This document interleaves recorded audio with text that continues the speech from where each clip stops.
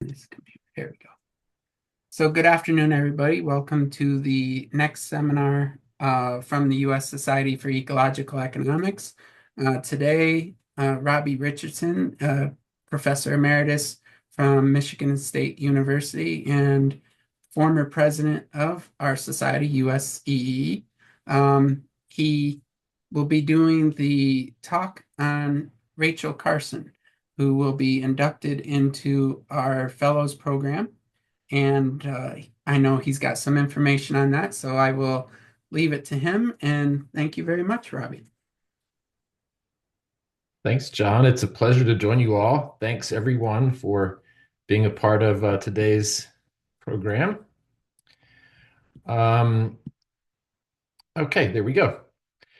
So I am going to be discussing the life and work of Rachel Carson, give her a fuller introduction in a moment. But before we launch into the discussion of Carson, I wanted to, for those who may not be aware, I wanted to congratulate the board of the U.S. Society for Ecological Economics for launching the Fellows program. Fellows of the USSEE are honored for their years of dedication and service to ecological economics and to the organization. And we've already recognized three fellows among our current leadership and membership: John Gowdy, Karin Limberg, and Dick Norgard. So congratulations to them again. We have previously honored three fellows posthumously: the late Nicholas Georgescu-Roegen, Eleanor Ostrom, and Herman Daly. And today we honor the late biologist and writer Rachel Carson.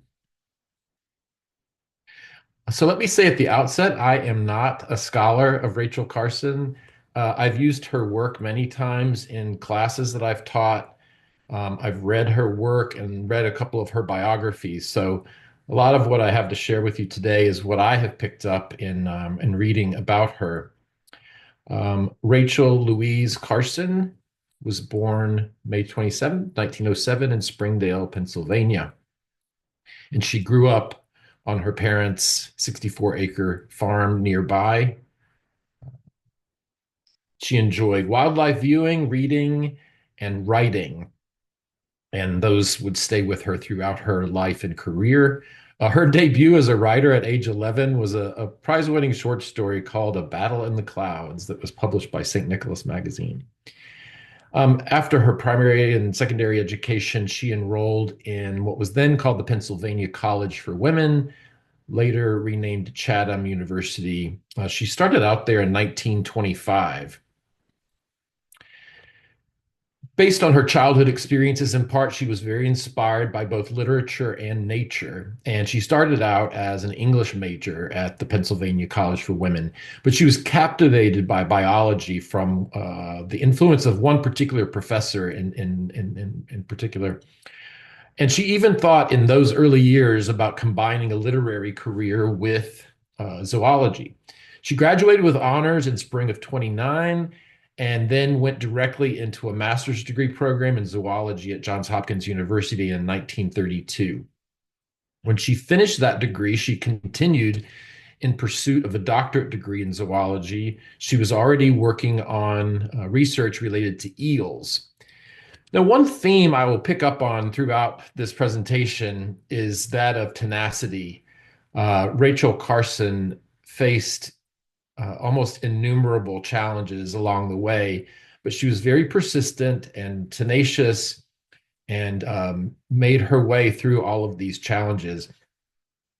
In 1932, she was unable to continue paying her undergraduate debt from her undergraduate education. Um, she was not making a lot of money and had to sell some land in order to pay off her undergraduate debt, which was probably humiliating for her. Her father became ill. She was, the country was at the height of the Great Depression. These factors really hastened the decline of the Carson family's financial status and forced her to drop out of her doctoral program so she could help sustain the family's well-being. Her father died in 1935, which then left her as the sole support, financial support of her mother. Shortly thereafter, her sister Marion died prematurely of pneumonia in 1937, and Rachel and her mother took in Marion's two daughters, Rachel's nieces, and raised them. So that was just the beginning of a series of challenges she would face.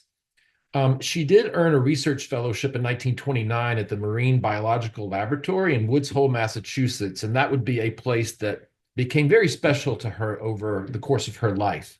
She started a part-time position as a science writer for what was then called the U.S. Bureau of Fisheries in Washington, D.C., writing radio scripts. So you really get the sense of the difference of the day. This eventually led to a permanent appointment as a biologist in the Division of Scientific Inquiry, writing radio scripts about fish. She was fascinated by oceans, and that would again be a major theme of her life's work. Her essay, Undersea, was published in Atlantic Monthly in 1937. She continued to spend her summers in Woods Hole, Massachusetts, doing work related to research for the Fish and Wildlife Service, what was before Bureau of Fisheries, but also writing freelance literature. Her very first book, Under the Sea Wind, was published by Simon & Schuster on November 1st, 1941. It showed her dedication to her mother. She dedicated the book to my mother. It did receive very good reviews. New York Times said, so skillfully written as to read like fiction, but in fact, a scientific, accurate account of life in the ocean and along the shore.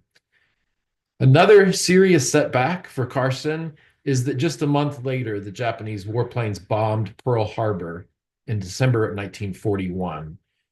She blamed that event and the sort of lackluster marketing effort on the part of Simon & Schuster for the fact that despite the price of only $3 a copy, barely 2,000 copies of Under the Sea Wind were sold.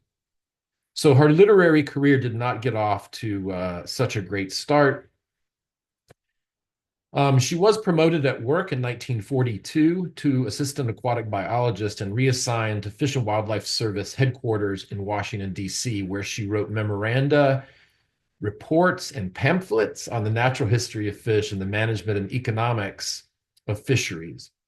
So she continued with her science writing, but she also continued with freelance writing, turning her government research into popular natural history features for newspapers and magazines such as Reader's Digest and Collier's. It was her true aspiration to be a scientist writer. She told Reader's Digest in a letter in 1944, I am that comparatively rare phenomenon, a scientist who is also a writer. She was growing increasingly uncomfortable in her government role, but she was essentially trying to leave government at the worst possible moment.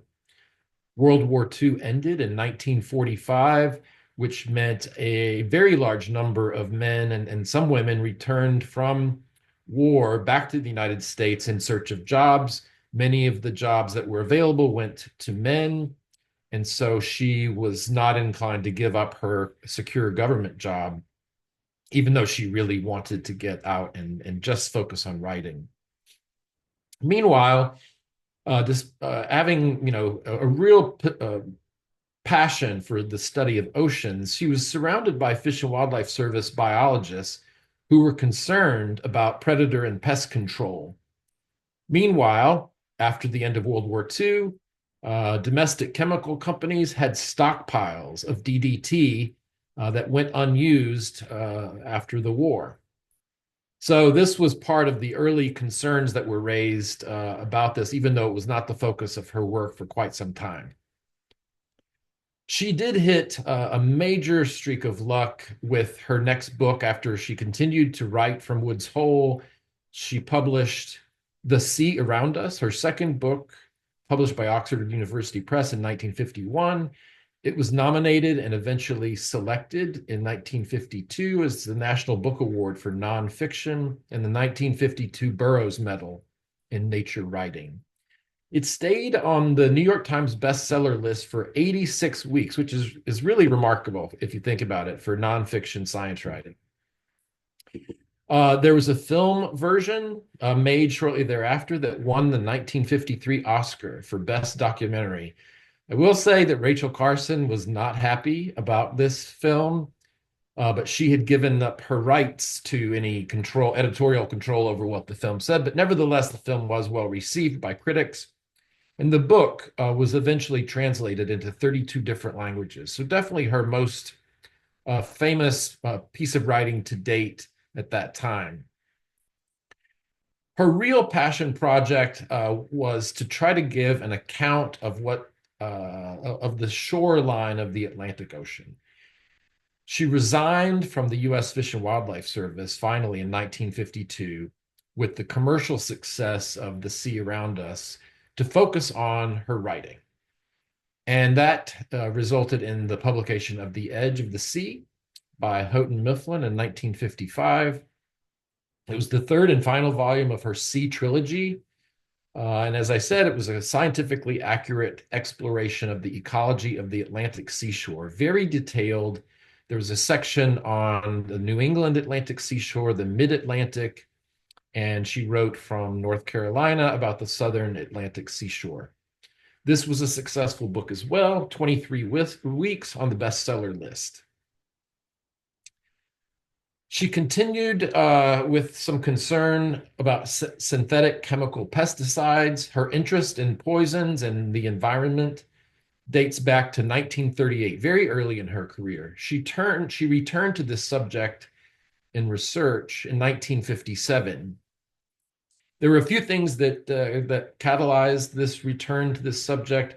One was an emerging controversy surrounding the U.S. Department of Agriculture's fire ant eradication program using chemicals. And then there was a lawsuit from Long Island landowners seeking to halt the aerial spraying of private land with DDT. This motivated her. It really launched a new passion project for her.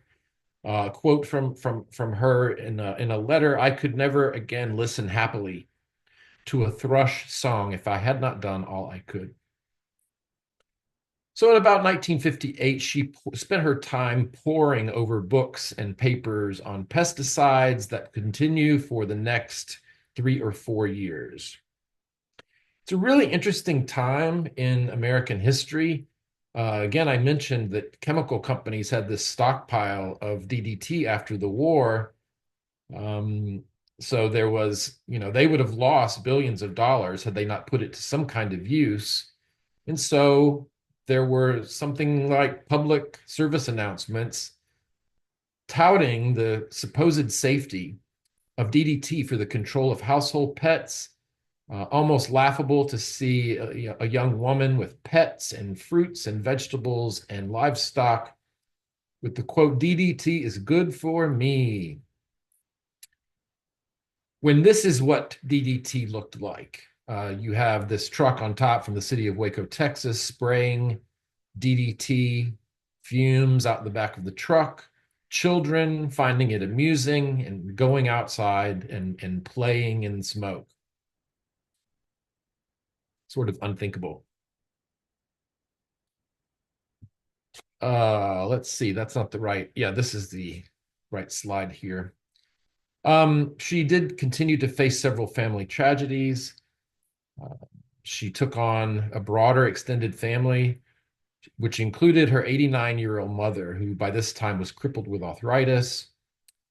She had raised her two nieces, but one of them was very sick and had a small son.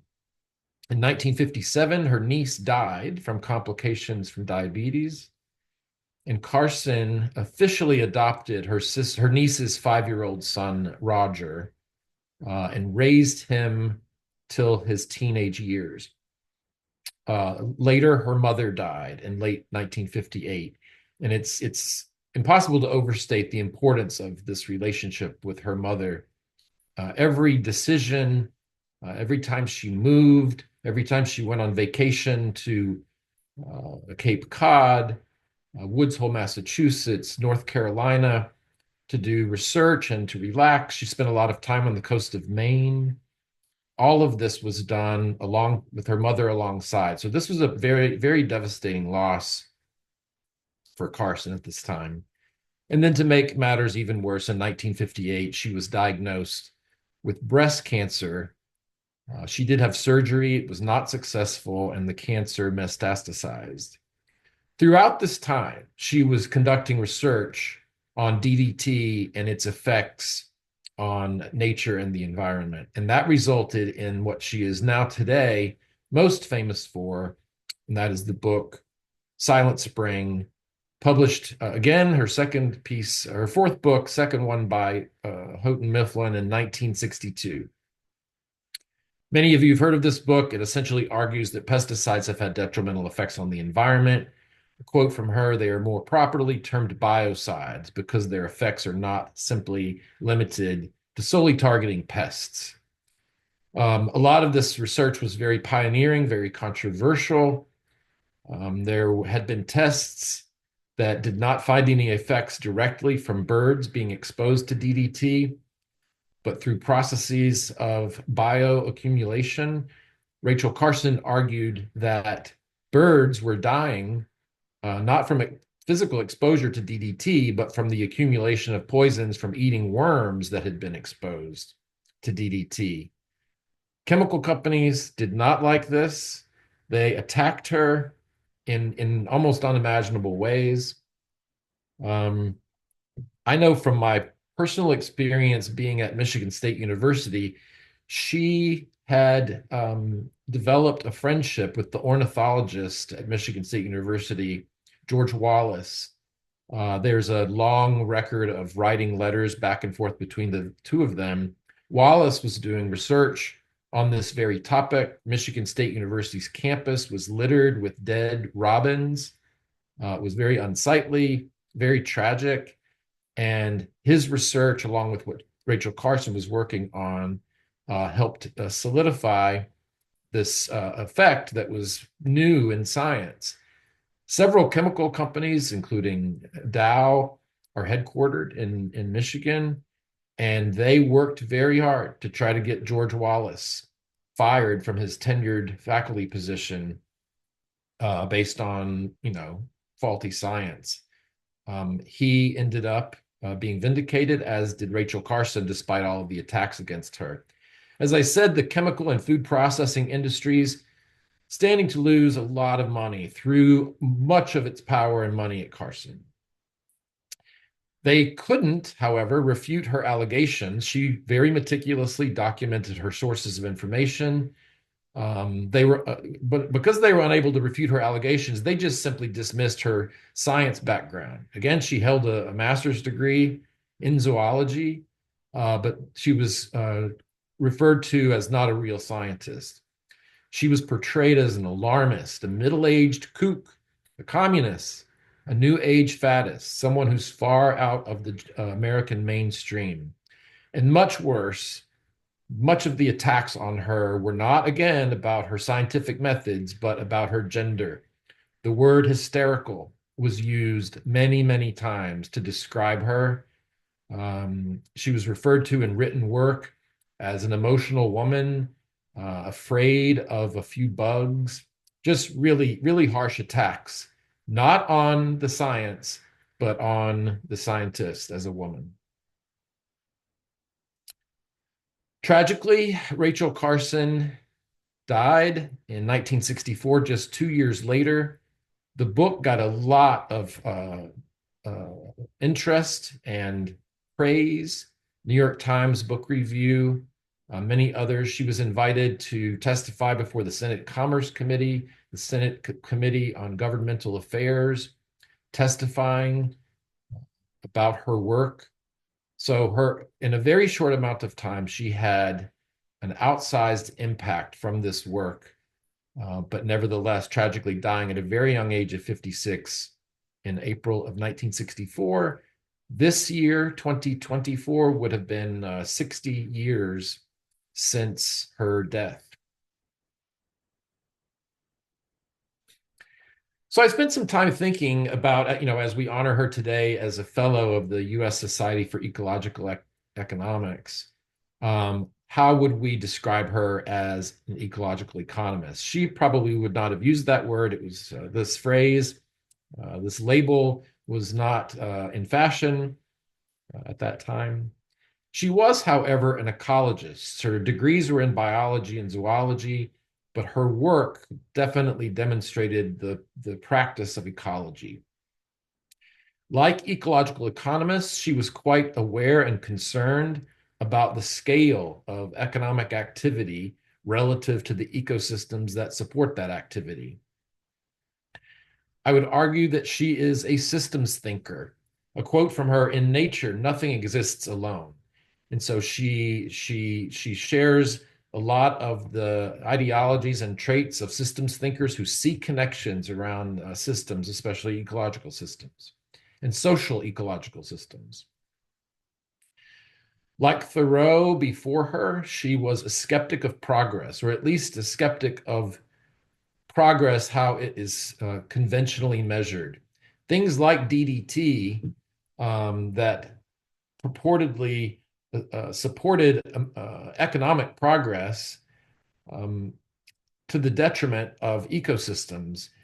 She found this suggestion dubious that our role as humans involves something much bigger, not simply economic progress as it's conventionally measured. And then I think she would have been a major supporter of the precautionary principle. Obviously, there was widespread use of DDT before we knew what the impacts of DDT would be. I wanted to mention, in terms of ecological economics, that her editor, Paul Brooks, had given her a copy of The Affluent Society by John Kenneth Galbraith, another sort of antecedent of ecological economics. She found it very interesting, and she found much in Galbraith's analysis of contemporary society that carried over into her thinking about the problems of pesticides and human attitudes toward pest control. So, briefly, I would suggest to you that Rachel Carson would have found an intellectual home in ecological economics, even though the field didn't really exist at that time. I do consider her as well to be one of the antecedents that helped us develop the ecological economics that we now have come to know. I thought I would just give you a little bit of evidence in her own words for why I think that she could be considered an ecological economist. In writing about industry, I'll read this. It is also an era dominated by industry, in which the right to make a dollar at whatever cost is seldom challenged. I think many of us can find something familiar with that. Second quote: "The public is being asked to assume the risks that the insect controllers calculate." So pretty poignant. Very direct critique. All of this has come about because of the sudden rise and prodigious growth of an industry for the production of man-made or synthetic chemicals with insecticidal properties. This industry is a child of the Second World War. In the course of developing agents of chemical warfare, some of the chemicals created in the laboratory were found to be lethal to insects. This discovery did not come by chance. Insects were widely used to test chemicals as agents of death for man. In writing about nature, some themes that I also find relevant to ecological economics: the balance of nature is not a status quo. It is fluid, ever shifting, in a constant state of adjustment. Man, too, is part of this balance. And then a quote that many of you may have already been familiar with: "The control of nature is a phrase conceived in arrogance, born of the Neanderthal age of biology and the convenience of man." And then, even closer to ecological economics, she wrote, "The real wealth of the nation lies in the resources of the earth's soil, water, forests, minerals, and wildlife. To utilize them for present needs while ensuring their preservation for future generations requires a delicately balanced and continuing program based on the most extensive research." I cannot recommend highly enough the book by Linda Lear, Rachel Carson, A Witness for Nature, published in 1997 by Holt. In advance of this seminar, well, maybe several months ago now, I corresponded with Linda Lear. She's not in good health, and she said that she did not feel that she could be capable of delivering a webinar on Rachel Carson at this time. But she did give me lots of good information about her, not only in emails back and forth a few times, but just in reading her 634-page book with the most extensive and comprehensive coverage of Rachel Carson's life. I do highly recommend it. Her Houghton Mifflin editor, Paul Brooks, also wrote a couple of other biographies. He knew her really, really well. The House of Life, Rachel Carson at Work, and Rachel Carson, the Writer at Work. And with that, I am going to conclude and express my thanks to you all for joining the conversation, and I hope we can spend a few minutes discussing our newest fellow of the U.S. Society for Ecological Economics, Rachel Carson. Thanks, Robby. That was great. There's a couple questions in the chat, but we'll let them go ahead and ask themselves. Erwin, would you like to ask your question?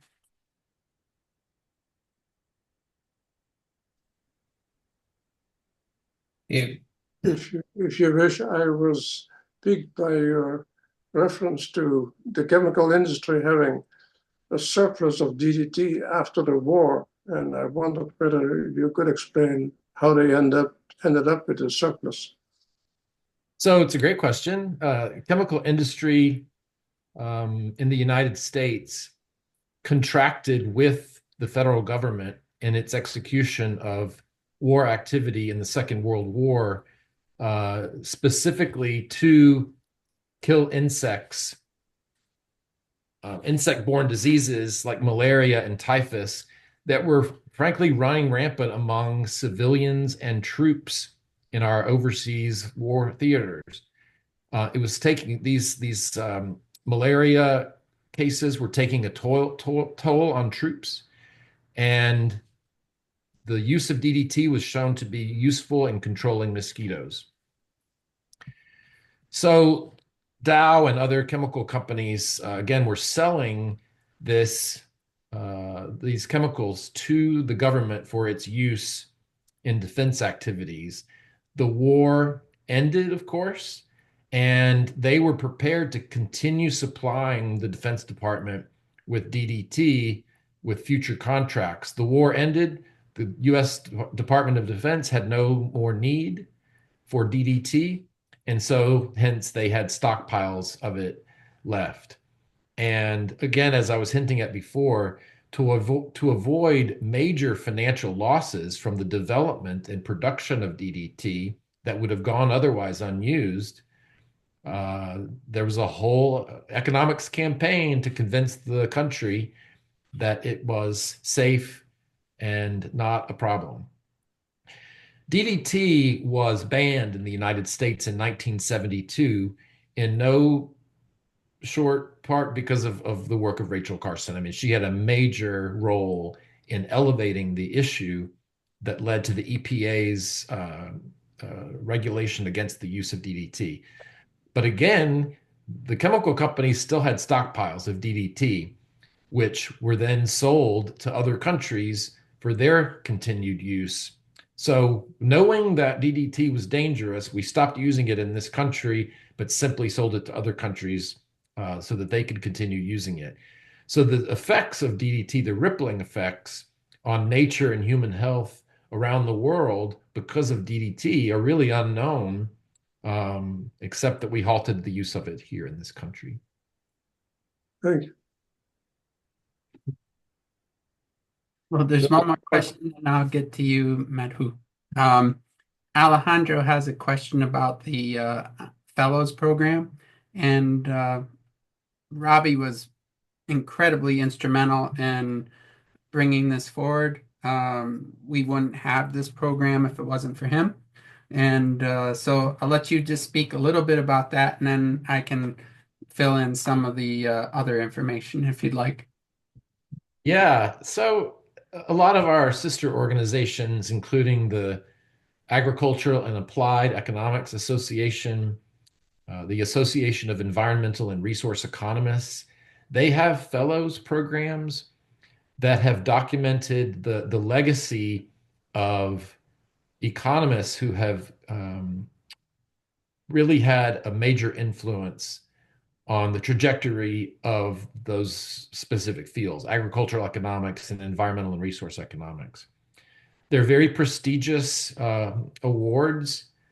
Um, and the idea, the genesis for the idea for USSEE Fellows was born out of the idea that ecological economics is unique. It's not just a different shade of environmental economics or agricultural economics.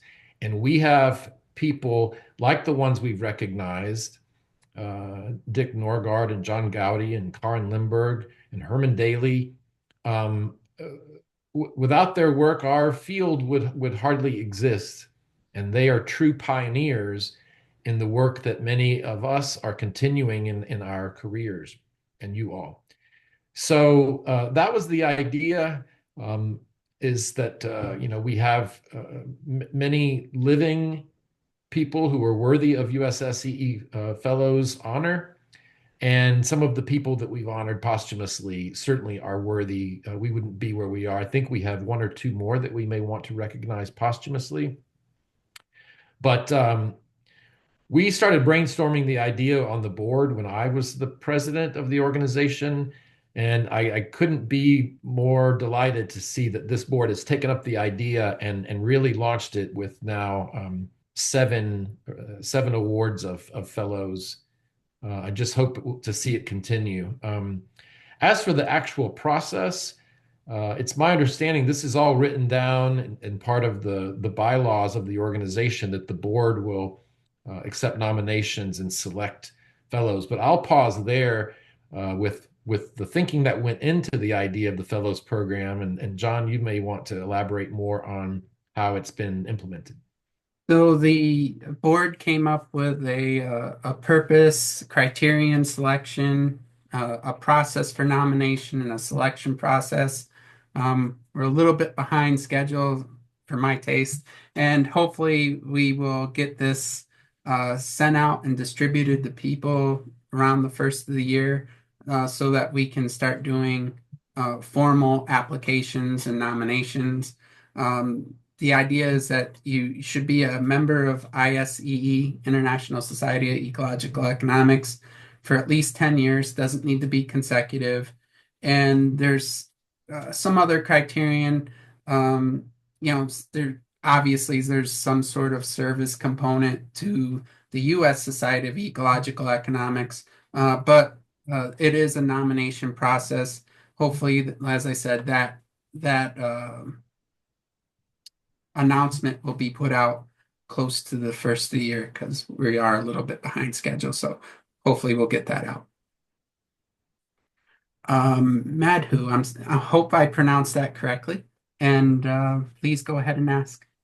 Yes, thank you very much. I just wanted to say I'm so very pleased that she's been awarded, well, that she's been considered for this award. What I want to say is that just recently read a book where she was cited.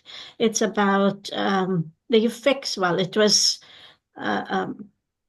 about the right to be cold, where this lady is talking about the Arctic region. And in this book, she talks about the effects of DDT in the 1980s. And what happens is that the DDT is used in the south, but it travels up to the north. In the north, it's not gaseous anymore. It is now solidified.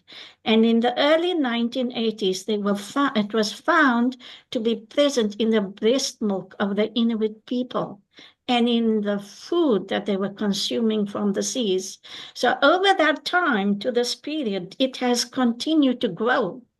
Those DDT does not disappear.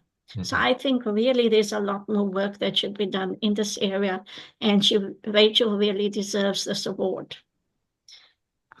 Well, thank you for the comment. I couldn't agree more. And it's a pleasure to be part of the process to honor Rachel Carson in this way. Um, yeah, the use of DDT, I should have said earlier, began with mosquito control, but was expanded to try to control for the spread of tree diseases, parasites that were killing trees in the upper Midwest, from insects. Um, so its use was widespread in the South where mosquitoes were more prevalent, and admittedly, there was a desire to get malaria under control. But using it for other types of uh, uses just ended up causing such havoc. Um, it does stay in the human body. Like I mentioned, it was banned in 1972. But I have read that in the skin tissues of people born after that time, DDT can still be traced. So it's around for a long time. I'll handle this one real quickly. Alejandro made another comment about the honorary fellows and their appreciation for biologists and life scientists, and that um, it's important to look at that an opportunity to look at the insights and explore how these anchor ecological economics to life sciences. And I would just briefly just say that's one of the reasons that we've started a new seminar series putting ecology into ecological economics because of that component. There is that link, and we really need to get to that uh, get into that even more, in my opinion, as a field, and that's why we're doing things along those lines.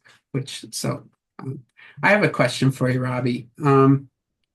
As a woman, she must, and you hit on this somewhat. She must have really gotten a lot of pushback, as you said. But I'm curious, given the situation, and you might not know the answer. It's a little unfair. I'm assuming she would get things like death threats and things like that. Do you happen to know if that happened or? Not aware of death threats, mostly just vicious name calling, in sort of very, very harsh and unfair ways. Um, People, feminist economic economists would be able to speak to this more than I can, but this was not uncommon. I don't know if folks followed the Love Canal story in upstate New York. It was a real tragedy.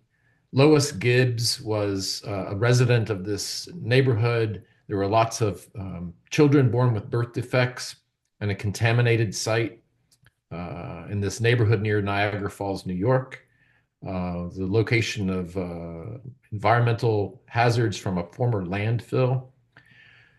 Lois Gibbs started collecting data on the number and characteristic of these birth defects, wrote a report for the state of New York, and they took it and threw it on the floor when she presented it. And she was also called a hysterical housewife, just demeaning the evidence that she had gathered.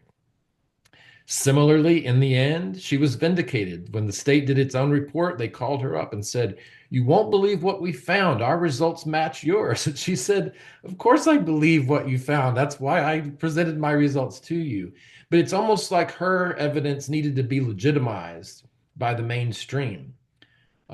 So I bring up Lois Gibbs only because she suffered very similar attacks. And I can only conclude that maybe when you're under attack yourself, like a chemical company, chemical industry, you're going to defend and use the best tools you have. And if you can't refute the science, then I guess you can attack the scientists, and that appears to be a fairly common approach. Unfairly, I would add. And I'm going to ask a bit of a loaded question, which I will fully admit is a little unfair. but I will ask it anyway. And we ecological economists, whether Rachel Carson would call herself that, or Georgescu Rojan, or so many others, but the people that we've honored as fellows are some of the most influential people in their work in the field of economics and the environment and things along those lines. And they've made huge impacts to society. Yet, as a field, it seems like ecological economics struggles. And what are your thoughts on that? It's interesting. I mentioned to several people in my life that we were doing this event today, and they said, "Who is Rachel Carson?" And I was really shocked by that. I think for those of us who work in the environmental arena, these are commonplace names. People just know Eleanor Ostrom. Um, but people outside of our field perhaps do not. And I think that would be also true of ecological economics. Um, yeah, I think we're going to sit at this tension um, between the dominance of mainstream thinking and what you might call fringe thinking, pushing the boundaries, something Herman Daly did throughout his career. He was considered a real outcast from the mainstream economics profession, yet he's heralded among our groups as being a real influential scholar. So yeah, I would argue that many of these people, as well as this subfield of ecological economics, are not widely known. Um, I'd like to, well, I think many of us on this call have devoted our life's work um, to trying to spread awareness um, about the importance of many of the things we've discussed today. Interdisciplinary research, like talking about Alejandro's comment about talking about the use of um, physical science, biology, and life science methods married with social science and economics. Uh, this is how we're going to address the challenges of the future. Economists are not going to solve climate change independently. It takes economics and engineering and uh, atmospheric sciences and many other disciplines. And so, yeah, I think you and I share the question of being puzzled about how we can expand awareness of ecological economics, but it's not easy. We're a very distracted population right now. So even trying to make people aware of the science of climate change has been a real uphill battle. And we've been talking about it openly for 30 years, in science for nearly 70 years. And yet still, almost like DDT, there's a social kind of denial about the truths. So we have a lot of work to do, folks. That's for sure. Eric, did you want to comment?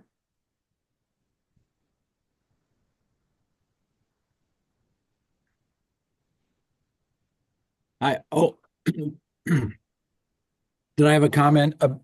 My comment was just about Love Canal, and there's just a personal family connection um, to that story. My mom's cousin um, was a reporter for ABC News, and he worked with Brit Hume on a special report in 1979 that kind of um, broke the story. Kind of, I mean, he didn't discover it, as Robby said.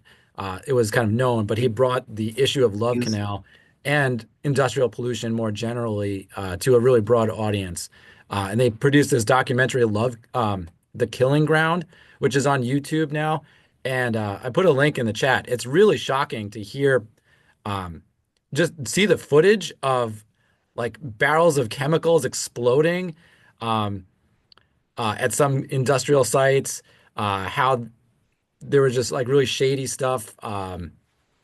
People, getting paid bribes to take, barrels of chemicals off-site and dispose of them inappropriately. And there's even one interview with the governor of Louisiana who just explicitly says, like, yeah, we are aware of the trade-offs that we're making for economic growth and jobs versus, um, these high rates of cancer in the Cancer Alley part of, chemical refining and oil refining. And he said, we are willing to make that trade-off. We think it's good, and we're not going to do anything about it. It's incredibly shocking to hear someone say that, like, at this time. Of course, they would be much more nuanced about it. But yeah, they're just really upfront, like, we know and we don't care. We're looking for the economic development.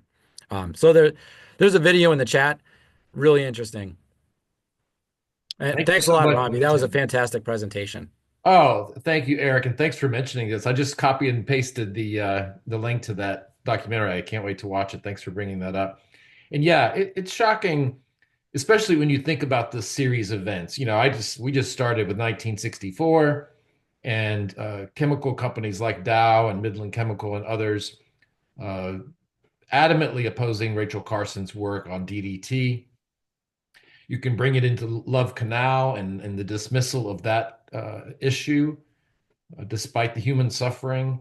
You can look at the CEOs of tobacco companies that sat in front of Congress and basically lied, all the way to oil companies and their denial of climate science in the very recent past.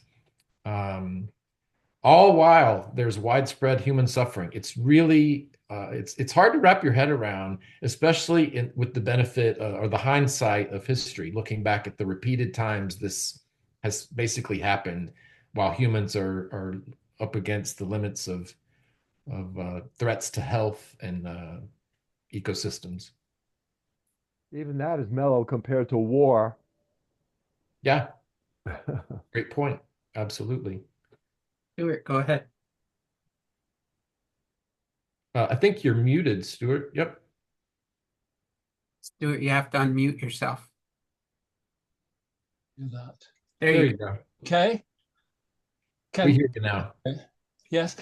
I just wanted to make a sort of generic point. The Society of Ecological Economics has as its foundational reference point, obviously, economics. And that has concerned me for the entirety of my concern, which is like yours, about four decades long. The inference that I see is that economics, that is the conceptual construct economics, is precisely the framework that has brought us to this point at the beginning of the 21st century. Whereas our ecological well-being and survival are ultimately ecological issues. And so my own work for the last 4 decades has been trying to consider economics' basic concepts from the point of view of the functioning of the qualitative functioning of ecology as the bedrock set of criteria or reference points.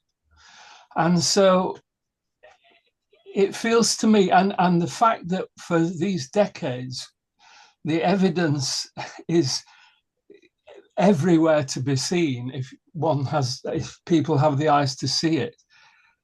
The economic fraternity and all the world's corporations are therefore in denial because they think that the cornerstone reference point is economics. And economics is precisely the fount of the conceptual fount of our state at the moment. So I published in 1990 a book called Ecology into Economics Won't Go. And I'm about 2 months away from publishing a thesis called The Ecology of Economics, i.e. that way around. So I just wondered, and whilst I'm speaking, may I raise my hat to Rachel Carson. What a brave prophet she was. So I just wondered what people think about that point of view. Well, thank you, Stuart. Thank you for the additional praise for Rachel Carson. I have a few reactions. I expect people in this meeting may want to react as well, because your comment is related to so many discussions I've been a part of over the years. Things like, having ecological as the adjective and economics as the noun sounds like a branch of economics. So I've wondered at times, would we have been better off calling it economic ecology? But I think that from everything I've picked up in ecological economics for the past 25 years, has really been that, going back to something you said, that our ecological health and well-being are under threat. And the cause of that threat is economic activity. And if you buy into that thesis, then we need a new kind of economics. Economics has been the problem. Can there be a different way of framing economics? And not to get too much into like a textbook lecture, but often one thing we criticize is that mainstream economics prioritizes efficiency above all else, maximum benefits relative to the costs, and says very little about distribution and equity. Ecological economics wants to flip that around and says, well, first you ought to be most concerned about the scale. I mentioned this with Rachel Carson. Be concerned about the scale of economic activity relative to the ecosystems that support it. Otherwise, you have no economy. There won't be an economy. Then when you figure that out, worry about how to best distribute goods and services equitably. Then your third priority ought to be to do that as efficiently as possible. But reorient the goals. Efficiency is not the goal. No. So that is essentially my interpretation of why we exist. I would be delighted to hear from others, but that's what I've kind of boiled down after a few years of thinking about this, is that while I'm a little uncomfortable with the phrase ecological economics, like I said, I think most of the problems that we face are related to economics, which would suggest we need a new one. Well, it might be as simple as Bob Costanza, the biologist, and Herman Daly, the economist, are essentially the founders of ecological economics, and they just added one piece that they were experts in to the name, and then it stuck. Yeah. But what I've discovered in my, if I might respond, Robert, is that if you evaluate the actual essence of the concepts we use, and by that I mean the basic concepts such as ownership, exchange, profit making, employment, they seem to display characteristics. Their very essences are counter, in fact, diametrically opposite. This is what I've discovered, so I shall be finding out whether it's considered meaningful or not. But they seem to epitomize an attempt to be diametrically opposite to the way in which ecology functions. So, for example, profit making, I've labeled it a doctrine of imbalance, whereas the functioning of any ecosystem is fundamental, or one of its fundamental qualities, functional qualities, is its ability to be self-balancing. So there's actually within the essence of concepts, or the very characteristics of, or a characteristic of the concepts we use, the basic concepts we use, seem to be diametric. Before you implement them, they seem to be conceptually diametrically opposed to the way in which nature or ecosystems function. So I think personally, I hope to contribute it, but it's at the level of the qualitative makeup of the concepts that we put into practice that the guts of the inappropriateness lie. That's what I've found. Yeah, so I don't disagree with you. I support what you have just said wholeheartedly. I think sometimes we fail to remember that ecosystems exist independent of humans, even though that we're part of them. But economic systems, we design those. And so the question of what, ecological systems have a function, and sustainability would suggest that they maintain those functions as a system. Even in the presence of a shock, they can return to the function. It raises the question, what is the function of economic systems? Is it to grow perpetually forever and ever? Or is it, as I was saying before, to be self-sustaining themselves, economic systems, to be fair and distribute goods and services fairly? If that were the goal of an economic system, it would function very differently and maybe more like an ecological system. And I think there's many people that are a part of this organization that would argue that's the economic system we want to redesign. Mm-hmm. Yes. Well, on the other hand, you could think of profit as the nectar that motivates people to develop a COVID vaccine. Yeah. Rather than overcoming the pandemic. I'm saying there could be exceptions to what you're saying, and yours is very general, but not all economic activity is negative. No, absolutely not. No, you're right. Well, we need goods and services. That's part of the function of the economic system. But the laws of thermo say nothing's free. I think that's one of the problems that ecological economics has had, is that, the idea is, well, we need to throw out the economic model, but we don't have an alternative, and I think that's where the struggle comes. And I don't think you need to throw out the entire economic model. As we just discussed, there are pieces where the economic model actually does a decent job of explaining things. But when it comes to the environment and the interactions with the economy, that's where the failure comes. So,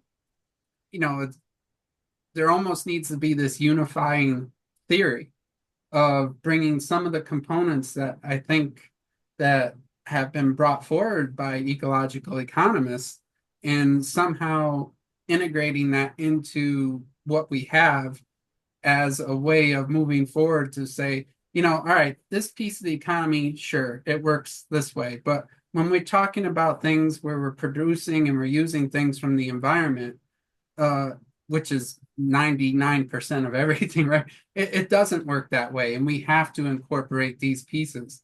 And, I think that's the struggle. I think that's where some of the failure comes into. And that's not the right word, but the struggle, I guess.